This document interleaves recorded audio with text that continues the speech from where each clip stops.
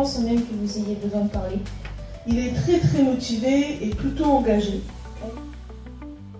Bon, quoi qu'il arrive, ils vont gérer. Elle m'a parlé de droit, d'égalité et de justice.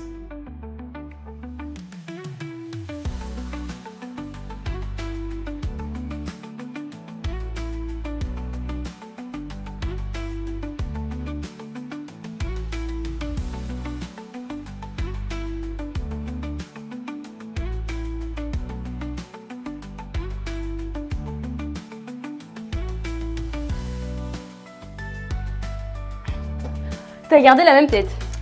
Et toi, t'es encore plus moche qu'avant. Sympa de te revoir. Vas-y, assieds-toi. J'ai un cadeau pour toi. Le dernier cadeau que tu m'as offert, il m'a emmené en prison, quoi. En prison? Tu veux dire en chambre de sûreté? Grosso modo, tu fais une soirée. Une soirée bien arrosée.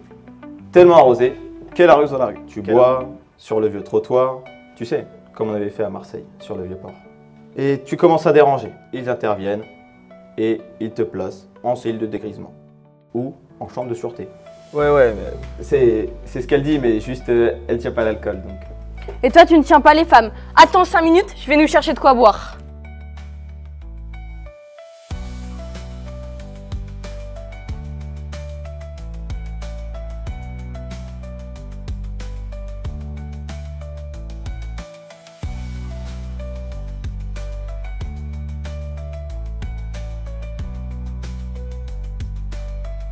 T'as bu, t'es en état d'ivresse sur la voie publique, on te conserve au chaud pour être sûr que tu fasses pas de bêtises.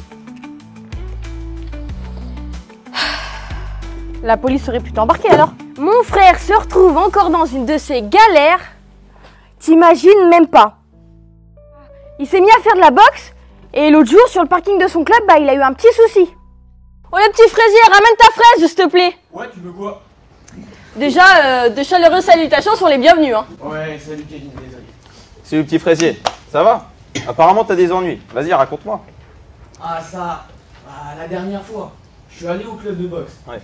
Il y a un papy un peu trop collé à ma voiture, il me raye totalement l'avant droit.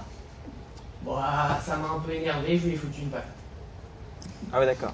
Le petit papy, il avait des implants capillaires. Oh, plus rien. Mais t'es pas sérieux? Mais tu lui as cassé les dents en fait. Tout le dentier. Et du coup, le petit papy, il a porté plainte. Moi je vais t'expliquer ce que c'est vraiment la légitime défense. L'article 122-5 du Code pénal désigne le fait que la légitime défense est une autorisation donnée par la loi pour faire usage d'une force proportionnée. Ceci pour se protéger ou protéger autrui face à une agression injustifiée et qui arrive dans l'instant T. Prenons l'exemple de Jacqueline Sauvage, 65 ans au moment des faits. Battue pendant plusieurs dizaines d'années par son mari, il a suffi d'une ultime bagarre, d'une ultime agression, d'ultime coup physique.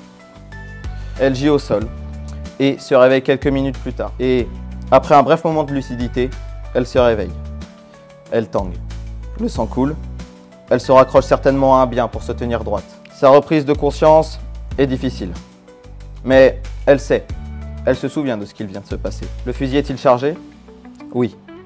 Il est là, entreposé contre son mur. Il a suffi de quelques pas, certainement, pour prendre l'arme. Encore un effort pour le charger, lever les yeux et surtout se repérer dans l'espace. Plus que cela, repérer également son agresseur. Elle se dirigea donc vers son mari, entreposé contre sa chaise pliante à l'extérieur. Sans doute un peu de soleil ou un peu de fraîcheur. Jacqueline fit feu au dos de son mari une fois, 2 fois et une 3e fois. Cette fois-ci, 2 avocates spécialisées dans la légitime défense se chargent du dossier. Jacqueline prend à nouveau le risque de prendre 20 ans ferme. Mais le tribunal a tranché. Ce cas ne comptait pas comme de la légitime défense puisque Jacqueline Sauvage n'était plus dans l'instant T de la violence lors de la riposte. Il aurait fallu qu'elle se défende pendant l'agression, mais pas après. Un événement inattendu a permis à cette dame d'être libérée. Un événement possible grâce à un outil judiciaire entre les mains d'un seul homme, le président de la République. Le président de cette époque, François Hollande, a reçu une demande de grâce présidentielle.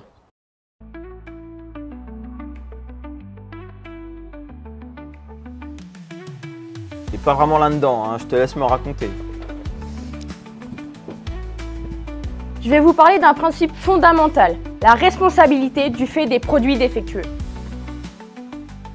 Un principe à la croisée du droit, de la sécurité et de la justice. Encadrée par l'article 1245 du Code civil, elle prévoit qu'un producteur peut voir sa responsabilité engagée lorsqu'un défaut de sécurité affecte l'un de ses produits. Un producteur produit un bien, un téléphone par exemple. Un dommage, c'est une atteinte subie par un individu, comme vous et moi. Mais les entreprises aussi peuvent subir des dommages. En droit, ce sont des personnes. Oui, des personnes morales. La loi prévoit que d'autres acteurs peuvent être considérés comme responsables.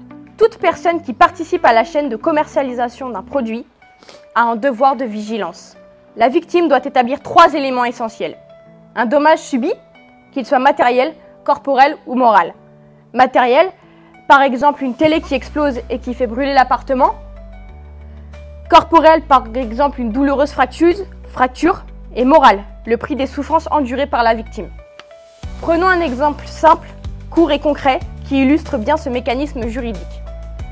Imaginons un père, récemment propriétaire d'une Peugeot 308 flambant neuve. Après avoir récupéré le véhicule chez le concessionnaire, il décide de rentrer chez lui, accompagné de sa femme et de leur enfant présent d'à peine 1 an à l'arrière de la voiture. Le petit bout de chou sur le siège bébé à l'arrière. La route est paisible, tout semble aller pour le mieux. Un vieux C15 qui arrive à vive allure. Mais catastrophe, les freins ne répondent pas. La pédale s'enfonce dans le vide. Aucun ralentissement n'est possible. L'effroi saisit le conducteur. Le choc est inévitable. Sauf s'il parvient à démontrer que le dysfonctionnement du frein est à l'origine du sinistre. C'est ici que tout prend sens. La famille devra prouver que leur voiture était défectueuse, que le système de freinage ne fonctionnait pas comme il le devrait. Ce sera le défaut. Le défaut de fabrication. On va dire en droit que la voiture n'avait pas la sécurité attendue. Elle rappelle aux fabricants, vendeurs et distributeurs leur devoir de diligence et de sécurité. Car derrière chaque produit, il y a une vie, une famille, une confiance accordée. Et quand cette confiance est trahie, le droit doit pouvoir répondre avec clarté et efficacité.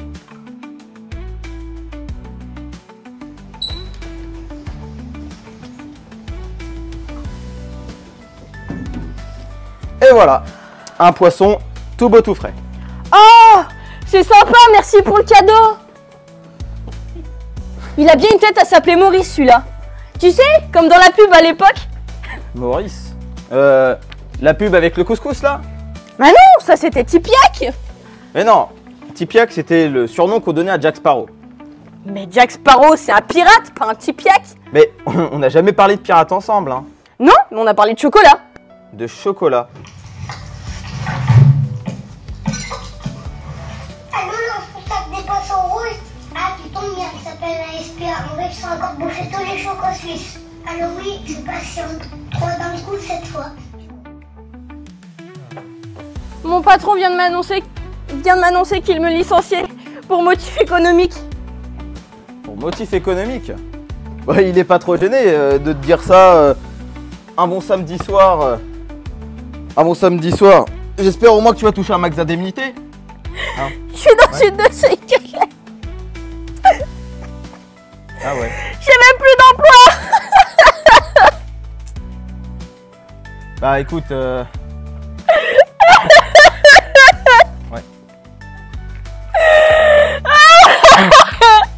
Ça va aller.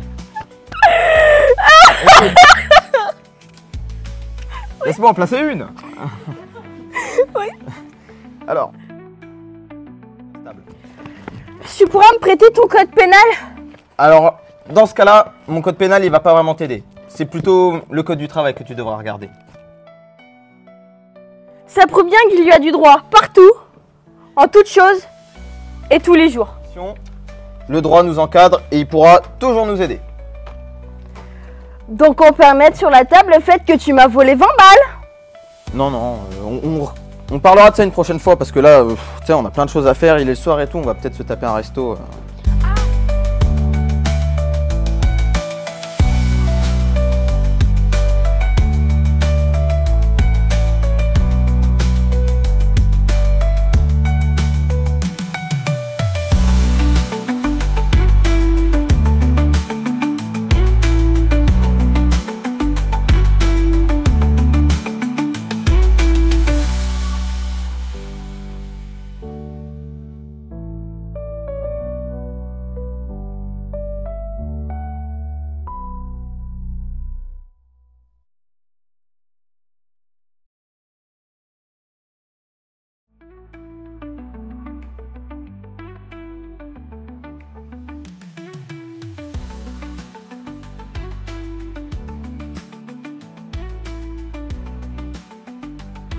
Oh, oh. Mais faut qu'il Non, sorte.